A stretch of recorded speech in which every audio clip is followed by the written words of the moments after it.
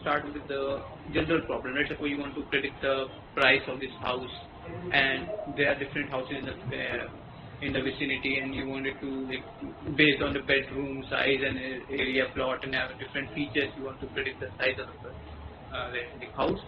So it's a very easy problem. I started with such sort of problems, so you can get an idea. And there are so many people like who have done it's on Kaggle, maybe on GitHub. You will find the codes. You can compare your codes with their code here.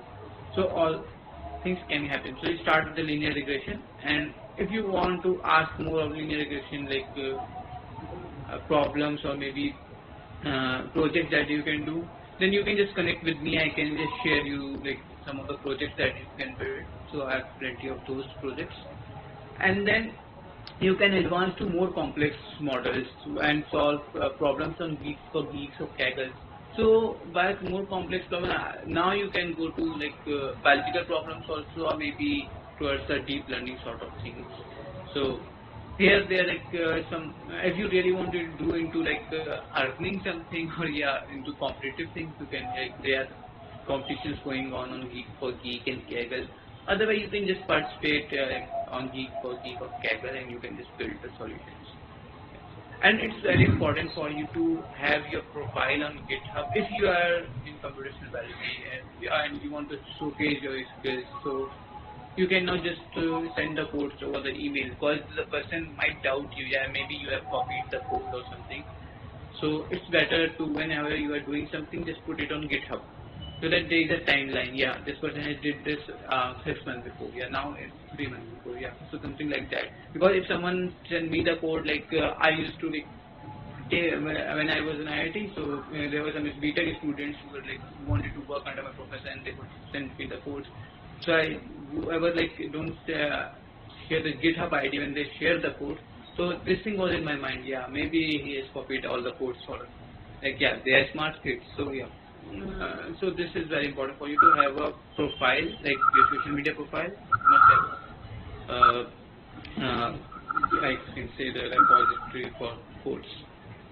And then if you, there is a course, MIT Open Courseware, Deep Learning for Life Science course. This is an MIT Open Courseware. It's completely free to read.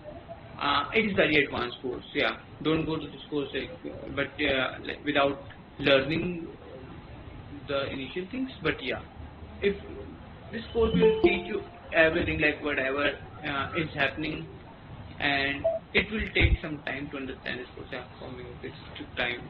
So yeah, so Deep Learning for Life Science, but it is a very ultimate course. You can see this course, and then yeah, alongside you can join a lab or company who is implementing AI solutions for that.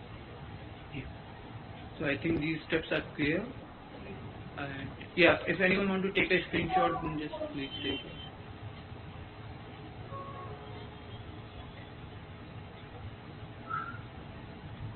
Can we forward? Yeah. Okay, so there were some questions which I got. So some of them I wrote here, and few of them like already there, like which are covered. So there was a question: how can undergraduate biochemistry student prepare themselves for research involving multi-omics data? So for multi-omics data, you want genomics of, I think you're saying genomics, proteomics, of metabolomics. So for that, you need to prepare yourself. So yeah, start with the Linux system, because you must, whatever you are doing, must be in like some packages which must be in Linux. So we start with the Linux system, and then for proteomics, I can say that yeah, there are some tools which are really developed.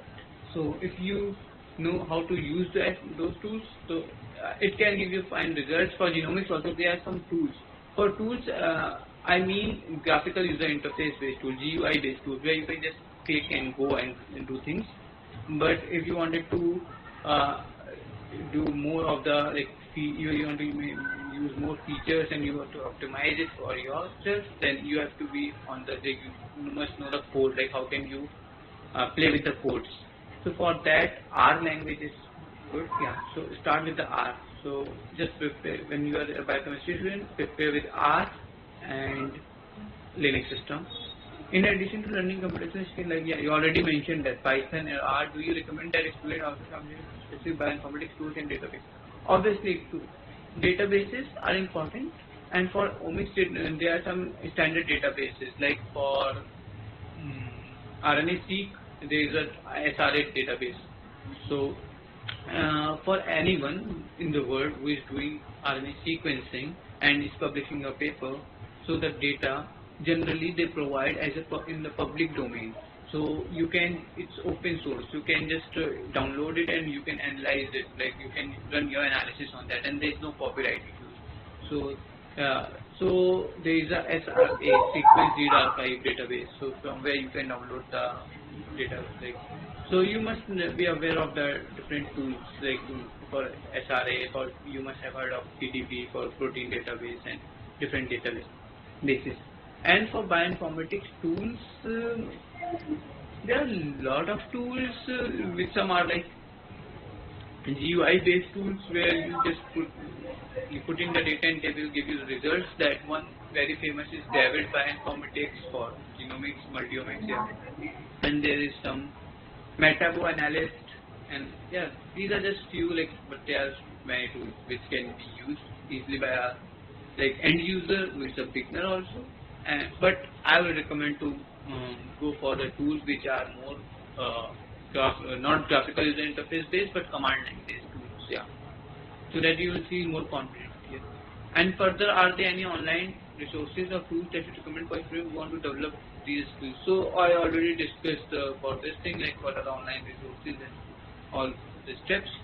Then the scope of stats in biology, what all is there in biostats. So I already discussed this question also, like for biostats. And then since AI is used, mostly used and considered as a boon in hospital, I want to know the pros and cons of limiting factor for neural memory circuit by not involving differently circuit. Okay. Yeah. So I think that want to ask, like if we are not using our like brain for this, then is there some impact on the neural circuit? But I am getting a memory. So I think for even developing AI algorithms and things, we must use the brain. Critical thinking is going nowhere, because yes, AI can give you the results, but do you know even ChatGPT is such a buzzword, but it is still doing. It's just giving you the results based on the existing data that is available, and we provided that data. We did all this things. So still the research needs to be done. Like AI cannot do its own research. Like obviously it can do the research which is based on the available data and then tools, but not the new data it cannot generate, like the experimental data. For biologists especially, like we require experimental data and then put it. So obviously this thing is going nowhere, like you have to use your brain. Yeah. Is there any chance artificial intelligence out competing research and scientists? Okay. Particularly in case of biological medical research, if yes, the system is taken to oneself relevant. Yeah, so this is a good question. I think this is like AI can compete. Yeah, is still taking not exactly taking the job, but the roles in the job are changing. So now we don't need to like start analysis from the like if let's suppose a radiologist want to see an X-ray image, then he can do two things. He can just see it and tell you. But if the software is there, it can guide assist the radiologist. So yeah, so there is some balance with that, but yes, not. It's competing. That's why we wanted to learn it, like to get ourselves relevant. But you must know like how to use that.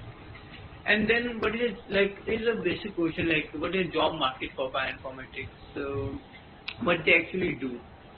So for bioinformatics, there are some roles that these are just 4 or 5 roles that I will show you. Then there are different management roles. So yeah, let's suppose you can be a data scientist in bioinformatics and neuroscience. This is a job posting from Boston Industry, like I you did that. So data scientist is someone who just there are different roles for data scientists. One must be aware of handling the big data, and for handling big data, there are some tools for those data there's SQL. There is some other tools which that person must be aware of to extract the information. So for data scientist role, it is not exactly the analyst role, but data scientist more towards the data, to analyze the data, to clean that data, to organize that data. So that's what they do. So it's one of, and you must have knowledge of bioinformatics domain, of biology, then only you can solve all those things. And then there's statistical genesis. Yeah, so here you can see that this is, you can see biostats thing. Yeah, and then bioinformatics analyst. So this analyst, now this person will be doing more also data, but also the analysis part of it. So it could be like RNA-seq analysis or maybe proteomics analysis, but this person analyst. Yeah. So and then bioinformatics scientists. Scientists are more towards research and not just doing the they're doing the analysis, but also getting to the future perspective of it and also whatever we all do. And then computational imaging research associate is how it is state. So now here the computational imaging research associate. So here the person must be aware of computer vision kind of thing. So they must be seeing someone with the experience in the computer vision. We can in the deep learning, you can just help out the radiologist type of things. So these are the job roles in the market for bioinformatics. For AI, there are different roles for AI engineer, AI architecture engineer, and all those things. Now, there is how can we connect AI with bio-based applications? So I already showed you how the AI is used in biology. But one application I wanted to discuss, and I just wanted to get you familiar with this concept of lab on a chip thing that I am doing right now. So this thing also new for me because I did everything in genomics, and before that I was doing some protein aggregation stuff in AMU, but I keep on switching things. So yeah, this is something new and I'm liking it quite. So this is a chip, as you can see here. Here is my pointer. So this is a chip. So here we try to mimic everything that we do in the lab into a chip. Let's suppose you are putting a sample here. So let's suppose it's your pipette, it's your liquid, and then what we do, we just take a sample, we mix something to the sample, and then we heat it, and we just mix it with something else, and then we incubate it for some time, and that's how we do this stuff now. So this is what our microfluidic chip look like. So it has channels. Let's suppose you are giving sample here. So they are like channels. So it's all physics, microfluidics. Okay, how this sample will go in these channels. So we determine the flow rate and all the design these chips to determine in how much time it should reach the reaction chamber, and then how long it should stay there so that the reaction can take place. Then at what time it can go further. So all those things it's about designing it in such a way that sample can go here, and then this you can see there's some discard chamber that they wanted to take. Let's suppose you just want to take supernatant and you want to discard the other thing. So so that's how it can go. And then there is some at the end. There is something that you can see. Either you can see with your naked eyes, maybe with your smartphone device, maybe some fluorescence. So that's what a lab on chip do. So it's mimicking the whole lab into a chip, and the only step that you need to do is putting the sample, and then everything happens by itself. So one of the device this is a device made by my lab, and we already published it in 20 I guess. Yeah.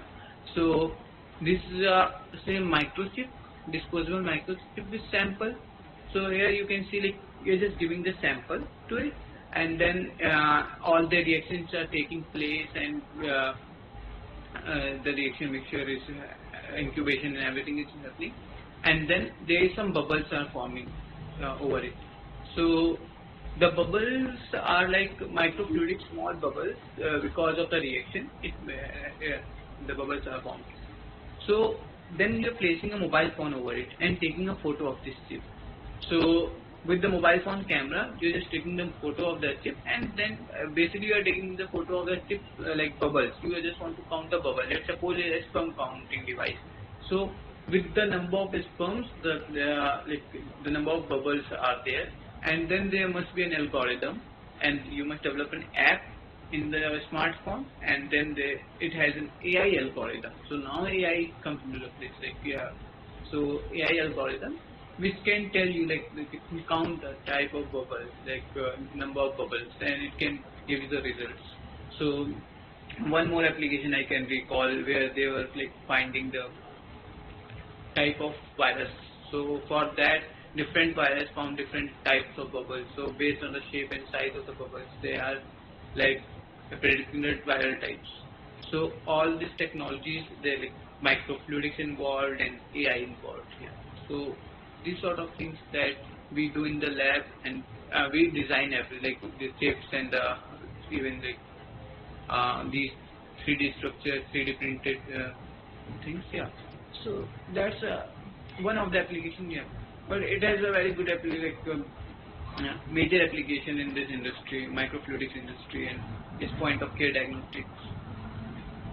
So that's about me, and yeah, that's the courses that I mentioned. So if someone really wanted to get into the field of AI and wanted to learn, have something, a formal degree, then there is a PG diploma in artificial intelligence from IIT Bangalore, and then there is a machine learning specialization course from deeplearning.ai. This is on Coursera. It's a good course. And then there are some more diploma courses. IIT Hyderabad is offering one, Bislani is offering one. Our CSFT, I already told, this is AI course, our and David James. And that's with me, and you can connect with me on LinkedIn or Instagram. I am more active on Instagram rather than. Okay, so any questions? Okay. Thank you for the wonderful insight you provided us on the technicalities of this field and also your research experience. So I would also like to thank you for walking us through the basics and foundations of AI in biology that you discussed, and also for providing us the details on how computer vision and speech recognition and etc. are used in recognizing the pattern and classifying data.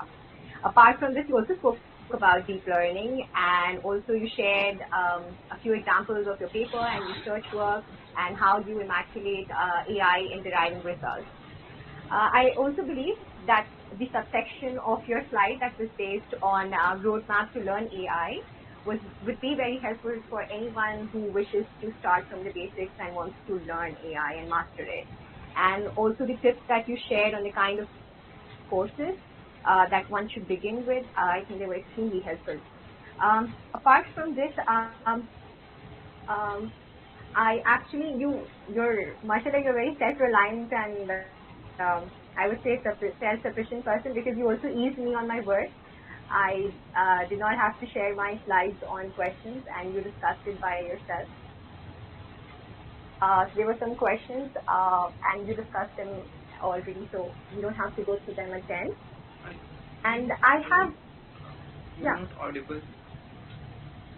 I'm not. I think I'm audible. Are you sure? I think I'm audible.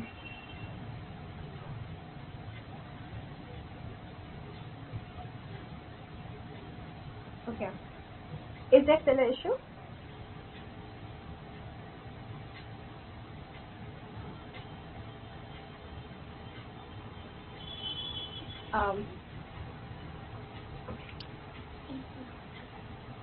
Hello? Yeah, no, I think you were not able to hear. Okay. So I was already speaking about your the research journey that you discussed, and also about the tips and tricks that you gave us and the kind of courses that you need to pursue if you need to master AI. You've already discussed the questions, so I don't need to go through them. But there's another question. You spoke about how you started with the basics of AI during your undergraduate itself. So do you, there's a question that I have. So do you think like our students, like in UG PG students, can plan research activities involving AI in our own labs, like without little intervention? Is that possible if we start with learning the languages, machine learning languages, and etc.? Is that possible if we can do that independently without much intervention? Yeah, I think it's possible right now, because for AI, you don't need a computational power. Like, obviously, don't run the algorithm on your PC, because it's a very horrible story with me also. Like, I ran an algorithm on my Mac, and I have to sell my Mac and 5,000 rupees then, because its logic board went off. Yeah, so don't run like. It is computationally expensive thing, like sometimes based on the algorithm, but there are like online tools like Google Colabs that I would like to suggest. So Google Colabs is something that you can access for free. Like, there is some basic package that you can access for free. So you can run the course over there, and it will give you a good computational power. So only requirement for AI is computational power. That's why I discussed computational power. Yeah. So for computational power, you can use Google Colabs, and then you can just start by your own. Like I told you, like starting from linear regression, you should start. Like, so that's the most basic algorithm in the AI, where you just utilizing the AI to drive an equation, like a regression equation. So we can start from there, and the resources are like Kaggle and GitHub. Like, they have plenty of people who did wrote course in course. They provided very good README files also. Yeah, I think so. I think you can start with that, with the GitHub and Kaggle and with linear regression, I think. But okay. Yeah, for language learning is important. For AI, you must know Python, and yeah, without Python you can. Maybe some people can go R, but yeah, still. Okay, yeah, basically that's what I've heard too, that Python is the first primary thing that you should start with if you're planning to master AI. Yeah, possibly. Thanks for the suggestion anyways. Apart from this, you also spoke about your current research on chips, lab on chips, point of care diagnostics. So while designing your chips, what are the kind of softwares that you use, how you design your chips? Is that even a part of your lab, or is it just the data that you derive that, while using AI, that's the part, or is it even the designing of chips? Okay, so we do from end to end, like from designing to prediction, like everything we do in-house in our lab. So for designing softwares, actually you have to, it's more like biophysics and physics, like how the lateral flow and how the turbulent flow can happen. So it's more of equations. So then once you get to the equation, then you have an idea of like this kind of design can work. Obviously it's hit and try. Then so you can design on any software, like suppose AutoCAD you can design, or you can design Adobe Illustrator, whatever you're comfortable in. Yeah. So because basically you have to make the channels. Now you design something, but you have to put it on some chip that we are saying, like there are polymers. This could be polymer chip, glass based chip, different type of polymers are used. So you have to cut those things. So we have the laser cutter. So the design that you prepare, you cut those chips using that laser cutter. So by cutting using the laser, so you get the desired shape of the chip.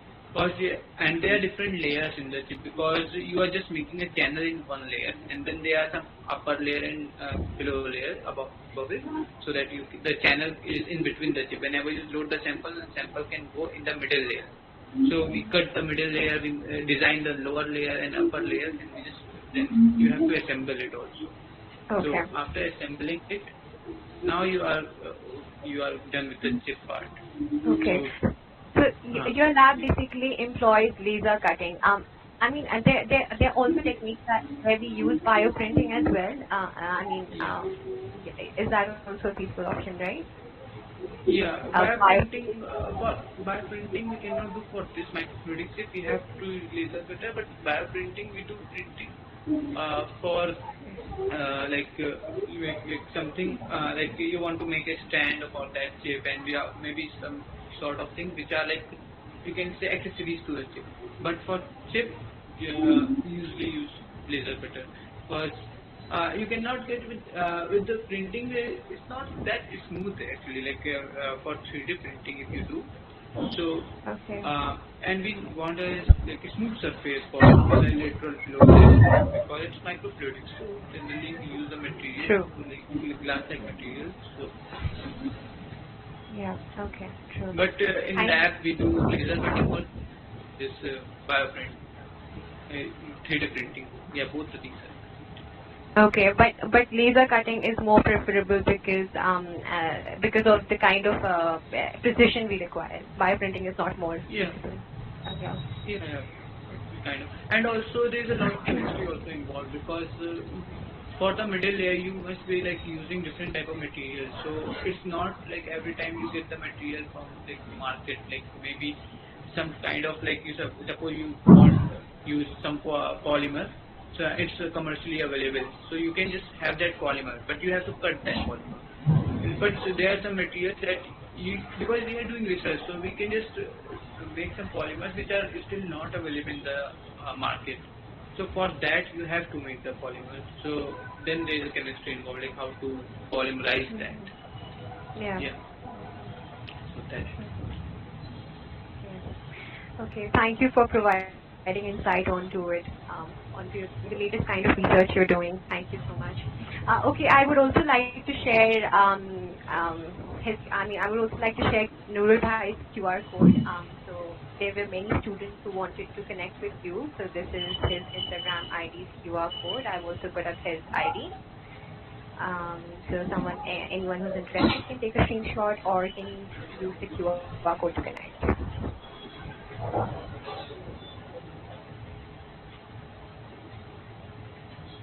Okay. And thank you everyone for joining us, and thank you Noorul Bhai for joining us. I hope it's early morning tomorrow. No, yes, yeah, it's fine. It's really fine, like 10 o'clock now. Okay. It's not here like everyone goes. So like the work-life balance is good here. Like I'm not pretty sure like about the other labs, but with my lab you have to work only like up to I go lab at 10 a.m. and just come back 4:30 or 5. Yeah. Yeah. Work-life balance is important, truly. Yeah. Yeah, it's important to have good work-life balance. Important. And I think you must not be afraid of exploring different fields. For me also, like I work in genomics from last 2.5 years. I was working in genomics, and right now I'm not even using genomics at all. Not even from in Harvard, I'm not using it. So you must not be afraid of switching the fields. I think it's fun, good to like learn skills. Yeah. Science is always about exploring. Yeah, then you can implement things. I think you can think more critically. Yeah, true. Right. Everything is interconnected at the end of the day. So yeah, always better to explore. Yeah. And most of the labs here, I say like they are multidisciplinary. In our lab, it's not just biologists. Like I think there's few biologists. There are many mechanical engineers, electrical engineers. Because we also make I forgot to mention that we also use the Arduino boards, the electronic boards, Arduino Raspberry Pi. So because sometimes in the chips we want to implement some